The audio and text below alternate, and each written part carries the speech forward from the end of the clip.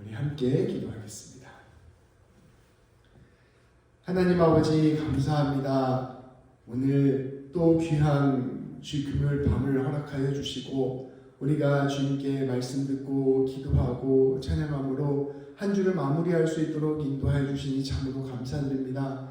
하나님 아버지 시간 말씀이 선포될 때 하나님께서 말씀하여 주셔서 이 말씀을 통하여 우리 하나님께서 우리 한 성도 한 성도에게 주님의 음성을 들려주옵소서.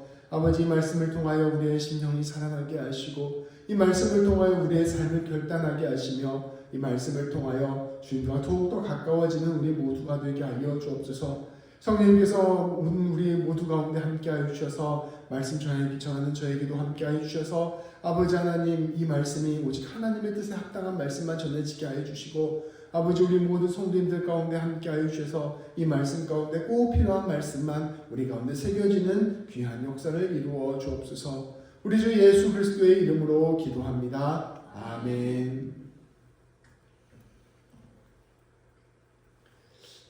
우리가 믿고 있는 이 믿음이 어디에서부터 왔는가를 생각해 보면 그 자체가 큰 은혜라는 사실을 깨달을 수 있습니다.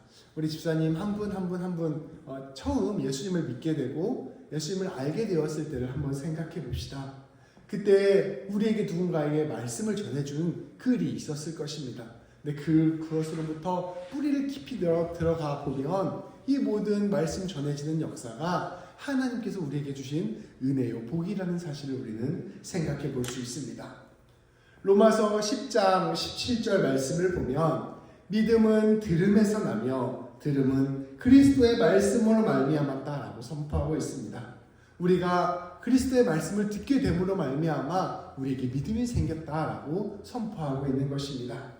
우리가 이처럼 믿음을 갖게 된 것은 우리가 누군가로부터 예수 그리스도의 말씀을 전해드렸기 때문에 가능한 일이었습니다. 특별히 예수 그리스도를 믿고 그분의 십자가 죽음과 부활 사건이 우리를 위한 사건이라고 고백하는 사람, 신실한 그리스도인들이 우리에게 말씀을 전하고 우리에게 자신의 신앙을 고백함으로 우리가 그 말씀을 듣고 믿음이 자라나게 된 것입니다.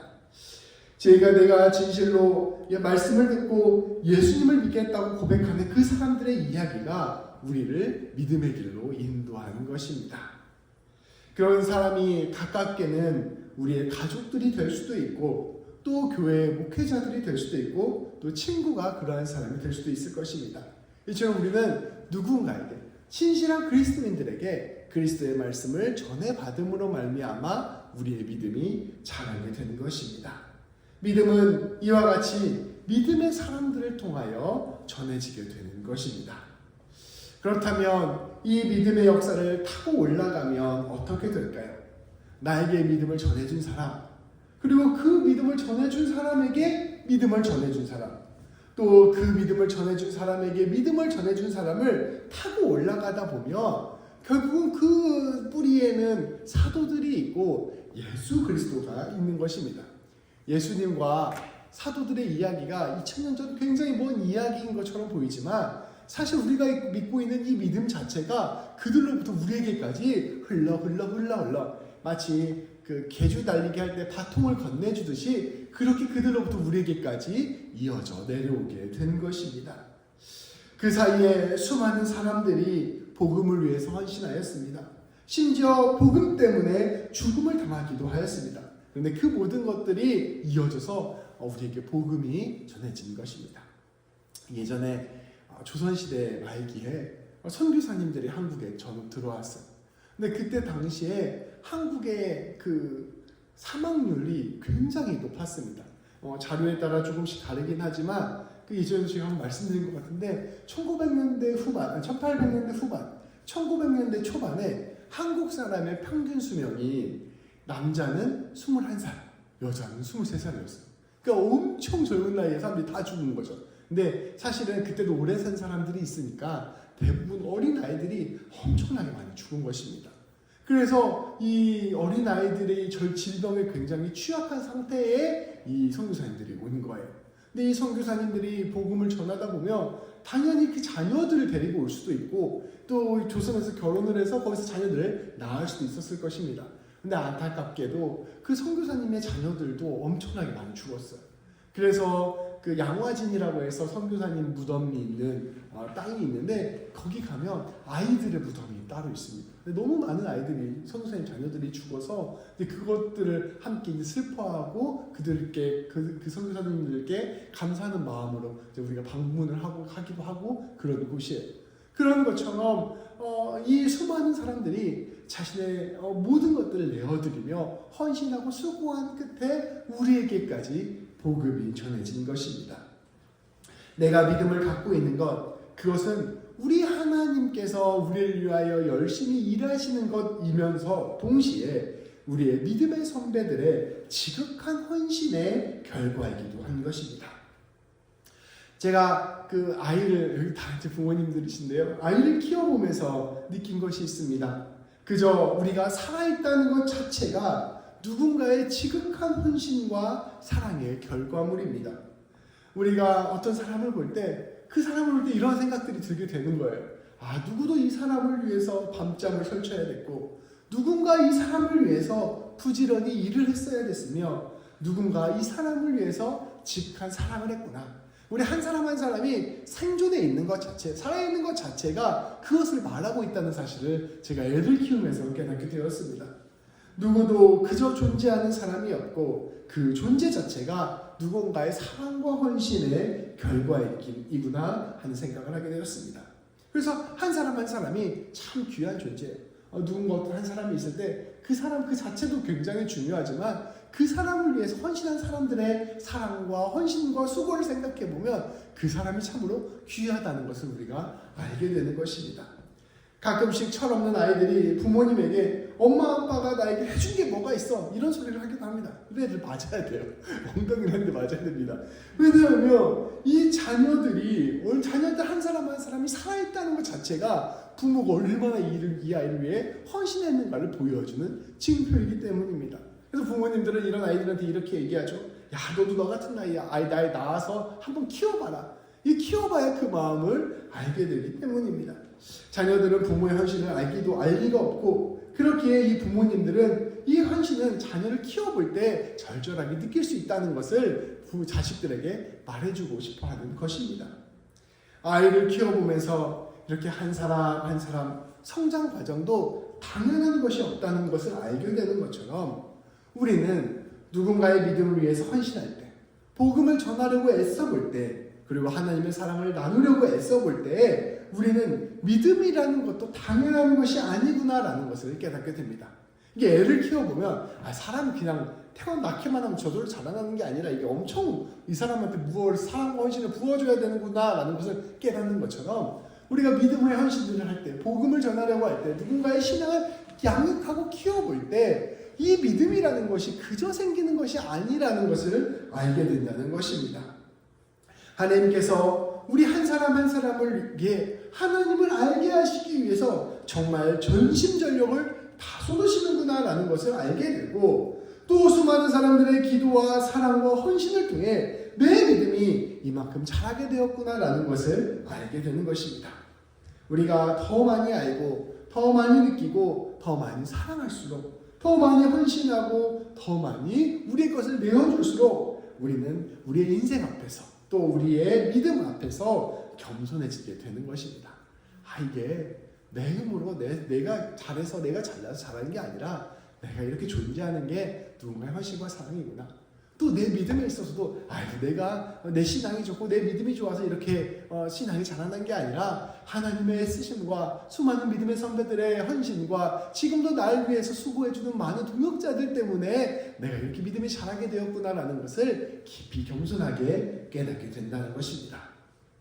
오늘 말씀은 이와 같이 복음을 위해 믿음을 위해 헌신한 사람들을 보여주는 말씀입니다. 우리가 오늘 쭉 사람들 나왔는데요. 이 한 사람 한 사람이 바로 우리의 믿음을 위해서 헌신한 사람들입니다.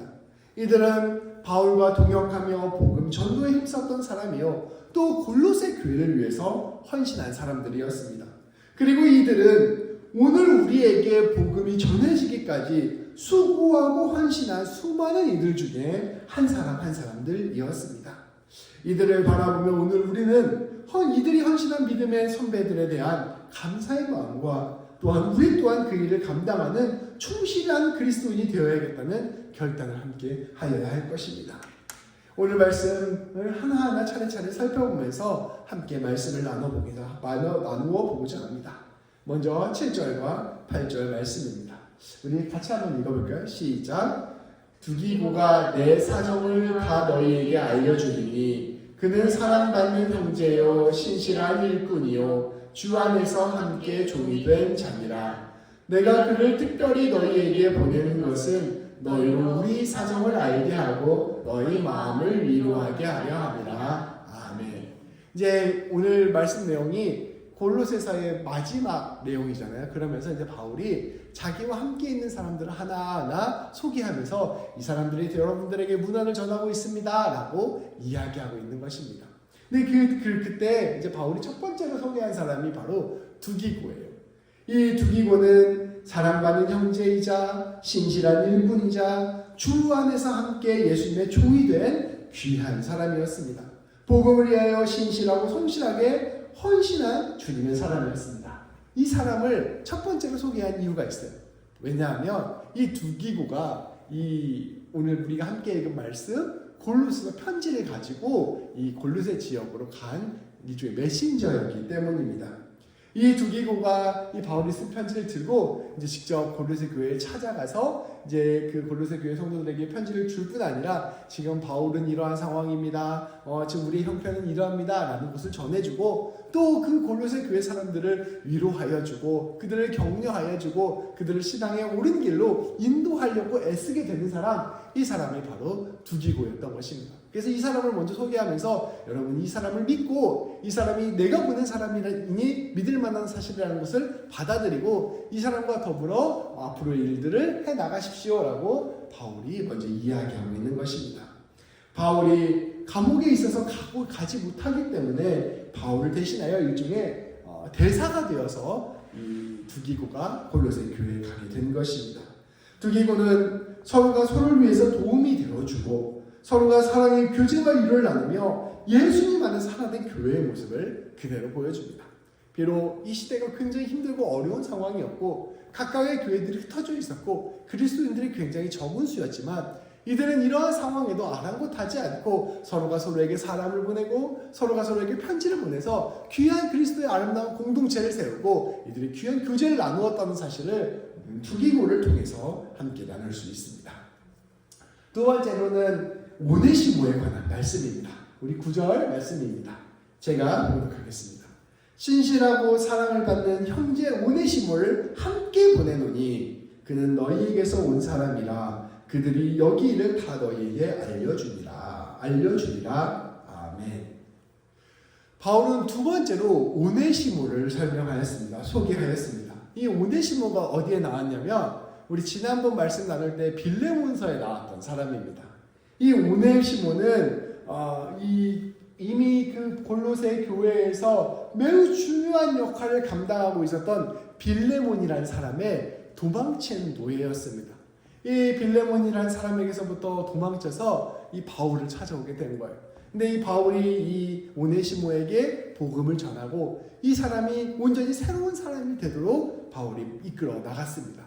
그 이후에 이 오네시모는 그리스도인으로서 온전히 성장해 나갔기 때문에 이 바울이 특별히 골로새 교회에 빌레몬에게 편지를 보내서 이제 오네시모 좀 해방시켜 주십시오라는 편지를 썼었습니다. 그게 바로 우리 함께 나누었던 빌레몬서죠. 그 이후에 이제 오네시모는 해방된 노예가 되어서 든든한 교회의 어떤 기둥과 같은 사람으로 자라게 된 것입니다. 바울은 그를 신실하고 사랑을 받는 형제다라고 소개하고 있습니다. 그는 이제 교회를 위한 귀한 일꾼이 된 것입니다. 우리가 오네시모를 바라보면 그리스도로 인해서 완전히 새로운 사람이 된 그 그리스도의 모습을 우리가 볼 수 있습니다. 질그릇과 같은 사람을 귀한 그릇으로 사용하시는 우리 하나님의 모습을 보여주고 있습니다. 또한 동시에 그리스도의 교회는 서로가 서로를 품어주며 서로가 서로에게 새롭게 하는 넉넉한 사랑을 보여준다는 사실을 깨닫게 됩니다. 이 골로새 교회가 이렇게 생각할 수 있을 거예요. 옛날에 저 오네시모 우리 동네에 있었던 그 노예야. 근데 그냥 노예도 아니고 도망친 노예야. 아유, 도망친 노예가 무슨 하나님의 사람이 되겠다고 일을 하는 거야? 도망친 노예가 무슨 바울의 종이 되었다고 이야기하는 거야? 우리가 이 오네시모를 어떻게 신뢰할 수 있어? 이렇게 이야기하지 않고 이 사람이 예수님을 믿고 새로운 사람이 되었다는 것을 믿음으로 받아주고 이 사람을 용납하여 줘서 이 사람으로 하여금 든든한 교회의 일꾼이 되도록 이 골로새 교회가 든든하게 서포트해 주었던 것입니다. 이것을 이 짧은 구절 안에서 볼 수 있게 된 것이죠. 바울은 이 오네시모가 이제 바울의 소식을 전하는 귀한 사절이 되었다는 것을 소개하고 있습니다. 이렇게 그리스도의 교회는 서로가 서로를 품어주며 서로가 서로를 새롭게 하는 넉넉한 사랑을 가지고 있습니다. 이 사랑으로 연결된 신앙 때문에 그 2000년 전 교회의 말씀이, 교회의 믿음이 오늘 우리에게까지 전해질 수 있게 된 것입니다. 이렇게 용납하고 품어주는 것, 이것이 바로 우리의 믿음을 자라게 하고 이것이 바로 교회를 든든히 세우게 하는 것입니다. 이어서 10절과 11절 말씀에서 바울은 이어서 소개하고 있습니다. 우리 이것을 또 함께 읽어보도록 하겠습니다. 나와 함께 갇힌 아리스다고와 바나바의 생질 마가와 이 마가에 대하여 너희가 명을 받았음에 그가 이르거든 영접하라. 유수구라 하는 예수도 너희에게 문안하느니라. 그들은 할레파이나 이들만은 하나님의 나라를 위하여 함께 역사하는 자들이니 이런 사람들이 나의 위로가 되었느니라. 아멘. 바울은 계속해서 자기와 함께 있었던 사람들을 소개하면서 이들의 문안을 전하였습니다. 함께 감옥에 갇혀 있었던 아리스다고, 또 그가 복음을 함께 전하고 있었던 마가, 또 유수도라고도 불리는 원래 이름은 예수인 사람의 문안을 전하였습니다. 이 예수라는 말은 우리 예수님 할 때 그 예수님도 같은 의미인데요. 원래 그 구약으로 가면 여호수아예요. 여호수아라는 이름을 그리스식으로 표현하면 예수가 됩니다. 그래서 성경에서 여호수아, 예수와 그다음에 예수 이게 다 사실은 같은 단어거든요. 그러니까 이 이스라엘 사람들 중에서 예수라는 이름이 제법 있었어요. 근데 이 다른 우리 예수님 아니고 다른 예수인 거죠. 이 사람들도 다 함께 예수 그 바울과 더불어 동역하고 섬기는 사람이었습니다. 이러한 동역자들 때문에 바울은 그 어려운 상황 가운데서도 위로를 받을 수 있었고 복음 전하는 일에 최선을 다할 수 있었습니다. 복음은 늘 공동체 위에서 힘입어서 튼튼히 설 수 있는 것입니다. 마치 이 계란에서 껍질이 단단해서 그 안에 있는 내용들을 잘 보호할 수 있는 것처럼 공동체가 단단해지면 그 안에 있는 교회 안 성도들이 믿음을 든든히 세워갈 수 있습니다. 서로가 서로에게 위로가 되고 서로가 서로에게 사랑이 되고 서로가 서로에게 힘이 될 때 그 공동체는 튼튼하게 설 수 있을 뿐더러 무엇보다 믿음을 아름답게 자라나게 할 수 있는 것입니다. 그렇게 든든한 공동체가 이 땅의 역사 가운데 계속해서 세워지고 있었으며 그 공동체를 통하여 오늘 우리 가운데 복음이 전해지게 된 것입니다. 이 바울의 문안 행사 안에는 그런 공동체의 귀함, 그 공동체 안에서의 위로를 우리에게 보여주고 있습니다. 계속해서 12절, 13절 말씀입니다.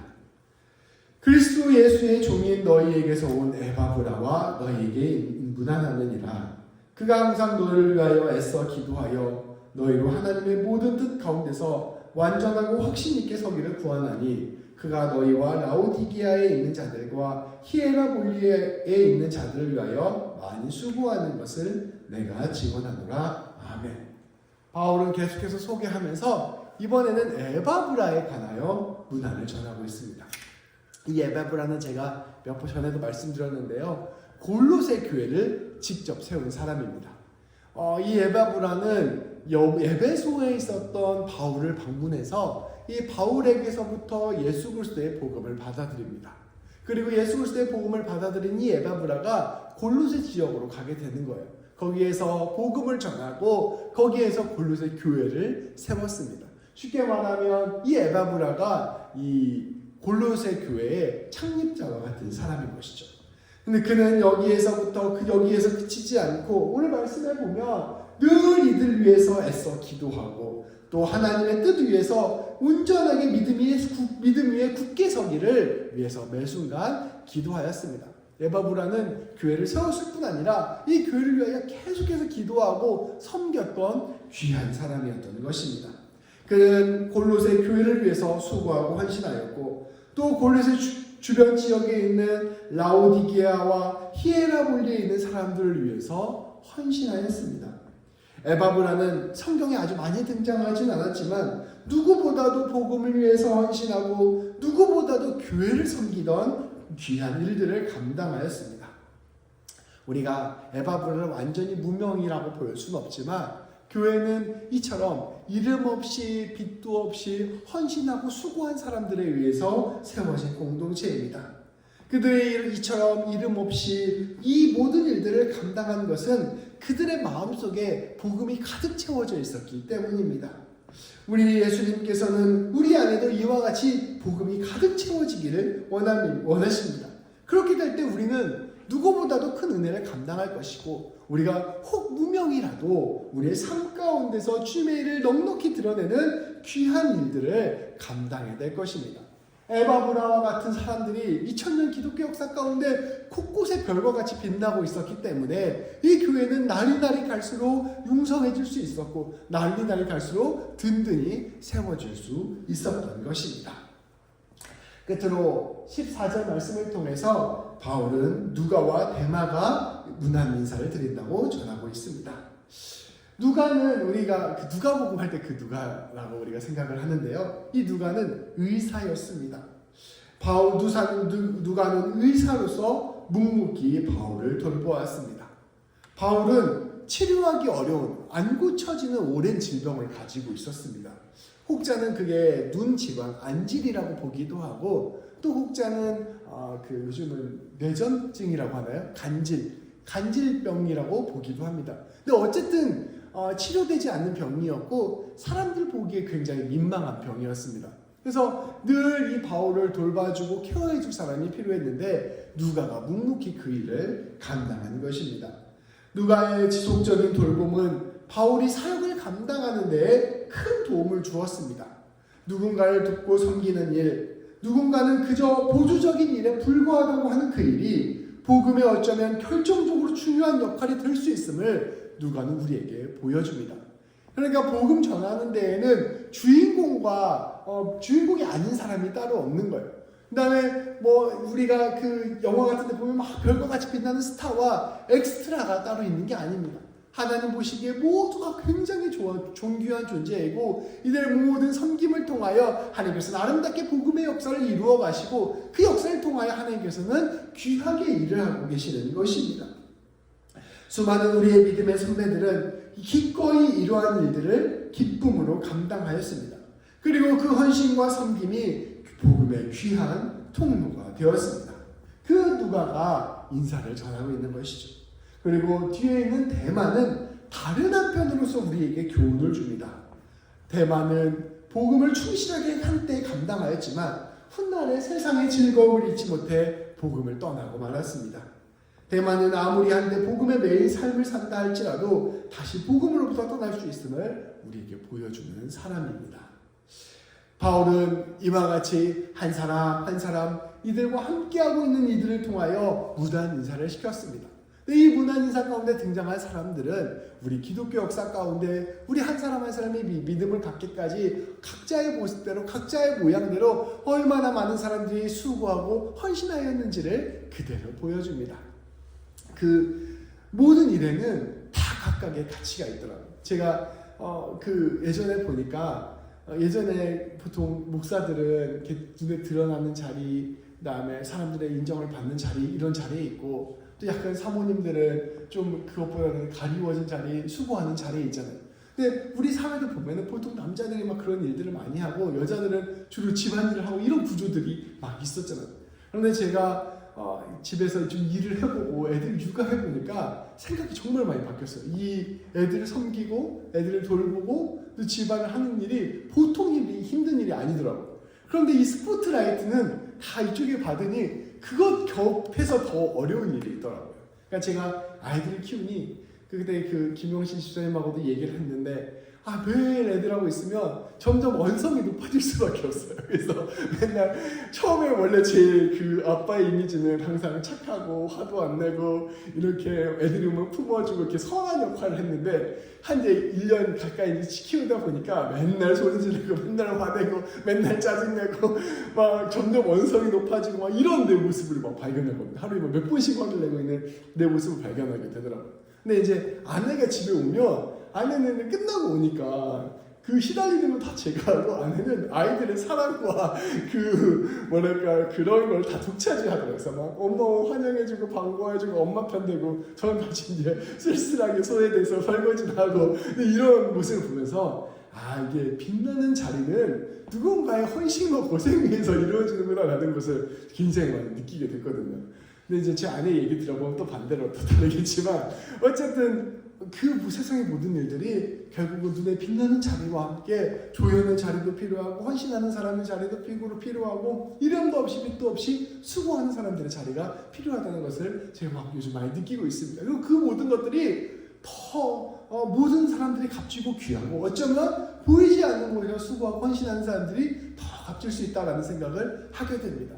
네, 바울이 마지막에 한 사람 한 사람씩 소개를 시켜주고 인사를 시켜주면서 이 복음의 모든 사역들이 함께 이루어가는 사역이고 모든 한 사람 한 사람이 다 귀하다는 것을 골로새 교회에게 전해주고 있습니다. 근데 그것을 동일하게 뒤집어서 생각해보면 우리가 지금까지 복음을 받아들이기 위해서 얼마나 많은 사람들이 수고하고 헌신하였는가 그것을 다시 한번 생각해보고 감사할 수 있게 되며 더 나아가 나도 이름이 있는 자리, 빛나는 자리, 그래서 하나님의 이름을 이용해서 내가 높아지려고 하는 자리에 가는 것이 아니라 내가 맡겨진 자리에서 내가 주님께서 나에게 주신 자리에서 묵묵히 헌신하는 것이 주님께서 가장 귀하게 여기시는 일, 주님 안에서 진실로 기억되는 일이 아닐까를 생각을 해보게 된다는 것이죠.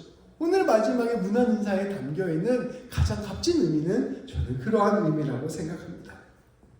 바울은 이와 같이 그들과 함께하고 있는 이들을 하나하나 문안 인사를 시킨 뒤에 골로새 교회뿐 아니라 주변 교회들에게도 안부를 전해줄 것을 요청하며 이야기를 마무리하였습니다. 15절부터 17절까지 말씀입니다. 라오디게아에 있는 형제들과 눈바와 그 여자의 집에 있는 교회에 문안하고 이 편지를 너희에게서 읽은 후에 라오디게아인의 교회에서도 읽게 하고 또 라오디게아로부터 오는 편지를 너희도 읽으라. 아키포에 이르기를 주 안에서 받은 직분을 삼가 이루라고 하라. 당시 골로새 주변에는 여러 교회 공동체들이 있었습니다. 그 교회들은 전부 다 가정교회였어요. 옛날에는 특별히 교회 건물이 있지 않았고요. 대부분 큰 집을 가진 성도님들 집에 이렇게 모였어요. 그리고 당시에는 주일이 휴일도 아니어서 대부분 일하기 전에 우리 새벽 예배 드리는 것처럼 이른 아침에 모여서 예배를 드리고 또 나가서 일을 해야만 하는 상황이었어요. 이런 가정교회들이 그래서 곳곳에 있었는데 바울은 이 편지를 너희만 읽지 말고 주변 교회들에게도 이 편지를 나누어줘서 함께 읽고 또 함께 그들에게 무단을 전해달라고 부탁을 하고 있습니다. 이 편지의 내용은 우리가 함께 말씀드렸던 것처럼 예수 그리스도와 함께 연합하여 예수님과 더불어 살아가는 삶, 예수님을 중심에 둔 신앙에 관하여 선포하고 있는 말씀이었습니다. 이것은 어느 교회에게나 매우 중요한 이야기였기 때문에 이것을 꼭 전해서 함께 읽으라라고 바울은 권면하고 있습니다. 바울은 그 지역들을 섬기고 있는 아키포에게도 맡은 바 사명을 잘 감당해 줄 것을 부탁하였습니다. 이 교회들은 비록 아직은 작은 교회들이었을 것입니다. 각각 가정들에게 있는 교회들이었어요. 그래서 사실은 초대 교회 유적은 남아있지도 않아요. 왜냐하면 그 가정들이 어디 있는지 알 수가 없잖아요. 남아있지도 않는데 다만 이 도시들은 아직도 많이 남아있죠. 네, 그 작은 교회들이었지만 이 교회들이 깊게 뿌리를 내리고 귀한 사역들을 잘 감당해서 훗날 온 땅에 교회가 퍼지는 귀한 씨앗의 역할들을 잘 감당하였습니다. 바울은 끝으로 18절 말씀을 통해 감옥에 갇힌 자기를 생각하고 기도해 줄 것을 부탁하였습니다. 나 바울은 친필로 문안하노니 내가 메인 것을 생각하라. 은혜가 너희에게 있을지어다. 제가 지금 감옥에 있으니 이것을 기억해 주시고 늘 저를 위해서 기도해 주십시오. 그리고 늘 주님의 은혜가 여러분에게 있기를 바랍니다. 라고 편지를 마무리하였습니다. 오늘 말씀을 기억하며 우리의 믿음의 자리를 다시 한번 생각해 봅시다. 그리스도인들은 비록 적은 숫자였고 힘들고 어려운 상황이었지만 사랑 안에서 서로가 서로를 용납하고 섬기고 헌신하면서 온 마음을 다해 믿음을 지키고 또 그 믿음을 전하였습니다. 굉장히 적은 수였고 사회로부터 박해와 고난을 당하고 있었고 또 그들의 믿음이 아직 든든하게 세워지지도 않았지만 그들은 예수 그리스도를 바라보면서 이 예수님의 사랑 안에 붙들려고 발버둥치며 그들의 신앙을 지켜왔던 것입니다. 이들의 아름다운 헌신과 사랑을 통해 복음은 뿌리를 내리고 곧게 자라서 풍성한 열매를 맺었습니다. 2000년 전 작은 가족 공동체에서 모였던 그 교회들이 풍성하게 자라서 지금은 온 세상에 퍼져 있는 교회의 뿌리가 된 것입니다. 그 안에는 이름이 전해지지 않는 이들의 헌신과 사랑을 통해 오늘 우리에게 복음이 전해진 것입니다. 이름을 우리가 알 수는 없지만 우리 인류 역사의 곳곳에서 자신에게 맡겨진 일들을 충실하게 감당했던 그러한 사람들의 헌신과 수고를 통하여 오늘 우리에게 복음이 전해진 거예요. 역사를 보면 위대한 종교 지도자들의 이름, 또 교황들의 이름, 또 왕들의 이름, 이런 이름들이 곳곳에 수모아져 있어서 마치 이러한 사람들이 온 역사를 이룬 것 같지만 복음은 그러한 것들로부터가 아니라 삶의 자리 곳곳에서부터 진실로 예수 그리스도의 복음에 합당하게 반응하여 그 삶을 충실하게 살아온 무명의 사람들이 쌓인 다음 그 역사의 축적으로 오늘 우리에게까지 복음이 전해질 것이라는 것입니다. 우리 하나님께서는 이 이름들을 기억하실 것입니다. 그리고 그들의 귀한 삶을 아버지의 생명책에 낱낱이 기록해 놓으실 것입니다. 그들은 주님이 다시 올 때 크게 칭찬받을 것이며 주님의 영광에 참여하게 될 것입니다. 주님께서는 이런 헌신을 가장 귀한 헌신으로 여겨주시고 예수님께서 다시 오실 때 그러한 일들을 이 땅 가운데 온전히 드러내시며 그것을 통하여 영광을 받으실 것이라는 것입니다. 주님은 그들의 헌신과 사랑을 통하여 아름다운 열매를 맺으셨습니다. 그리고 우리 한 사람 한 사람이 그들이 맺은 열매입니다. 우리가 걸어가야 할 길도 이와 같습니다. 앞서 나누었던 대로 우리는 주님과 연합해야 될 것입니다. 그래서 주님이 우리에게 거룩하게 하셨다는 사실을 기억하고 날마다 주님을 닮아가며 주님을 참된 소망으로 살아가야 할 것입니다. 그리고 그러한 삶으로 우리의 삶의 자리에서 주님의 사랑을 전하는 삶을 살아야 할 것입니다. 그렇게 살아갈 때 주님은 우리 한 사람 한 사람도 우리의 믿음의 조상들처럼 귀한 주님의 손과 발이 되게 할 것이며 우리를 통하여 아름다운 주님의 영광을 선포하게 하실 것입니다. 우리 그리스도인들은 하나님을 믿는 사람들이잖아요. 그래서 하나님의 머리 가운데, 하나님의 생각 가운데 우리의 이름이 기억되는 것을 가장 큰 영광으로 생각하는 사람들입니다. 세상의 명성이나 세상의 부나 세상의 그 어떠한 것보다 천지를 창조하시고 모든 만물을 주관하시고 온 인류를 구원하시고 알파와 오메가가 되시는 우리 하나님 안에 기억되는 것이 진정한 영원함이요 진정한 영광이라는 것을 기억하는 사람들이 바로 우리 그리스도인들입니다. 그러한 그리스도의 영광을 기억하며 살아가는 우리 모든 성도님들 되시기를 주님의 이름으로 축복합니다. 기도하시겠습니다. 하나님 아버지 감사합니다. 예수 그리스도가 이 땅에 오시고 십자가에서 죽으시고 부활하신 후에 예수님의 복음을 들고 온 세상을 다니며 전파했던 수많은 사람들이 있었음을 우리가 믿음 말씀을 통하여 바라봅니다.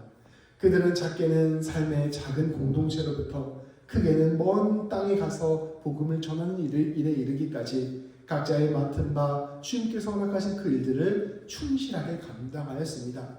어떠한 사람은 그 이름이 유명해지기도 하였고 교회 역사의 이름을 남기기도 하였지만 또 어떠한 사람은 자신의 이름을 온전히 내려놓고 묵묵하게 헌신과 충성으로 그 모든 일들을 감당했음을 우리가 함께 살펴보게 되었습니다.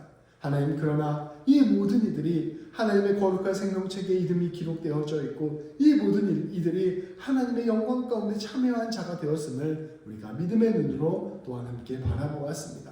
하나님, 오늘 우리가 이 자리에서 서게 된 것이 다름 아닌 이들의 헌신과 수고 위에서 세워졌다는 사실을 우리가 다시금 기억하게 하시고 우리의 인생 가운데서 우리가 무엇이 중요한지를 다시금 붙들고 나가는 자들 될 수 있도록 인도하여 주옵소서.